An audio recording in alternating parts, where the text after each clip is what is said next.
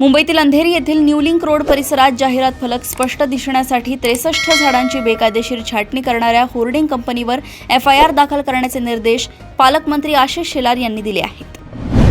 ठाण्यातील ज्येष्ठ नागरिक सरोश दस्तूर यांना कार चालकाने केलेल्या बेदम मारहाण प्रकरणाच्या तपासाला वर्तकनगर पोलिसांनी वेग दिला असून जखमी दस्तूर यांच्या पायावर ज्युपिटर रुग्णालयात शस्त्रक्रिया केली जाणार आहे।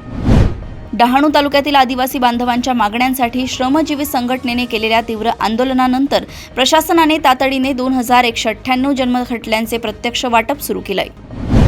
रायगड जिल्हा पोलीस दलाने बालक आणि महिलांच्या सुरक्षिततेसाठी पोलीस काका आणि पोलीस दिदी हा विशेष जनजागृती उपक्रम सोशल मीडियाच्या माध्यमातून सुरू केलाय। इंधन गॅस सिलेंडरची दरवाढ आणि महागाईच्या विरोधात सिंधुदुर्ग जिल्हा काँग्रेसने सावंतवाडीत रिकामे सिलेंडर हातात घेऊन तीव्र निदर्शने करत नायब तहसीलदारांना निवेदन दिले आहे।